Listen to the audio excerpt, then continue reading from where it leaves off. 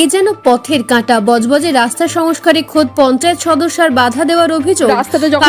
Pipe বসানোর জন্য রাস্তা কাটার পর সারাতে গিয়ে বিপত্তি। বেহাল রাস্তায় চলাফেরাই দায়। আসবো বিস্তারিত খবরে।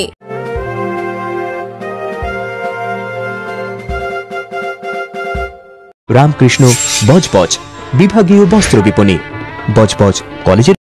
বেহাল রাস্তা মেরামতিতে বাধা দেওয়ার অভিযোগ উঠল খোদ পঞ্চায়েত সদস্যের বিরুদ্ধে। ঘটনাচক্রে প্রায় 1.5 বছর আগে বজবজ 1 নম্বর ব্লকের নিশ্চিন্তপুরের চকগোপাল কয়লাপাড়ায় রাস্তার একাংশ কাটা হয় পানীয় জলের পাইপলাইন বসানোর কাজে। পাইপ বসানোর কাজ হয়ে গেলেও এখনো পর্যন্ত মেরামতি করা হয়নি সেই রাস্তা। স্থানীয় বাসিন্দাদের অভিযোগ, দীর্ঘদিন ধরে এই রাস্তা এই অবস্থায় পড়ে রয়েছে। বেশ কয়েকদিন আগে রাস্তায় ইট পেতে যখন মেরামতির কাজ শুরু হয়, তখন পাশের 144 নম্বর বুথে পঞ্চায়েত সদস্য রিঙ্কু নস্কর তাতে বাধা দেন বলে অভিযোগ। পাইপলাইন বসানোর সময় কোনো সমস্যা না হলেও রাস্তার পাশের জায়গা ওই পঞ্চায়েত সদস্যের হওয়ার কারণেই নাকি তিনি রাস্তা সংস্কার করতে বাদ দিচ্ছেন না বলে জানান স্থানীয়রা। একাংশ কাটা থাকার কারণে আরো সংকীর্ণ হয়ে পড়েছে রাস্তাটি, যার জেরে চলাচল করতে বেশ অসুবিধায় পড়তে হচ্ছে স্থানীয়দের। রাস্তাটা যখন হয়েছে তখন কোনো সমস্যা হয়নি, যখন কলের পাইপ ঢুকেছে তখনও কোনো সমস্যা হয়নি, কিন্তু এখন সমস্যা হচ্ছে। এখন সমস্যা হচ্ছে রাস্তা করতে দেবে না রিঙ্কু নস্কর, ঠিক আছে, উনি করতে দিচ্ছেন। প্রবলেমটা এখন করছে যে জায়গাটা আমার, আমি করতে দেবো না, খুবই অসুবিধা হয়, ঠিক আছে। গাড়ি ঘোড়া নিয়ে যেতে পারে না, সবাই পড়ে যায়, ঠিক আছে, খুবই অসুবিধা হয়। পঞ্চায়েত প্রধানকে জানানো হয়েছে, সব জায়গায় জানিয়েছি, এখন নিচ্ছে না বলতে প্রধান বলছে তোমরা, মানে উনি যতটুকু নেওয়ার যতটুকু বলার ততটুকু করে দিয়েছে, ঠিক আছে। এবার আমাদের সদস্যও চাইছে যে মানে আমাদের রাস্তাটা হয়ে যাক, ঠিক আছে। সদস্যও কিন্তু চাইছে যে আমাদের রাস্তাটা মেরামতি হোক, সেই নিয়ে কিন্তু একটা ঝামেলা হয়েছিল, ঠিক আছে। মানে উনিও ছিল, উনি সাপোর্ট করেছে যে রাস্তা মেরামতি হচ্ছে না বলে রাস্তার জন্য আমাদের সমস্ত কিছু মাল মেটেরিয়াল এসেছিল, আমাদের পঞ্চায়েত করার জন্য প্রস্তুত ছিল, কিন্তু পাশের আমাদের পঞ্চায়েত রিঙ্কু নস্কর করতে বাধা দিচ্ছে। ও বলতে চাইছে যে আমার জায়গা ছিল, আমার বাবা ঠাকুরদারা যা দিয়ে গেছে সেটা এখন হবে না, আমি যেটা দেবো সেটাই হবে। 4 ফুটের উপরে আমরা রাস্তা করতে দেবো না। প্রচণ্ড অসুবিধা হচ্ছে। আমরা যে কোনো সময় রাত্রে ছেলেপুলেরা যাচ্ছে, গাড়ি ঘোড়া যাচ্ছে, পড়ে যাচ্ছে পুকুরে। রাস্তায় কাটা রয়েছে, তার জন্য রাস্তাটা সরুও তো, মানে হ্যাঁ, রাস্তা তো অবশ্যই সরু হয়ে আছে, এখন তো 3 ফুট রাস্তা হয়ে আছে।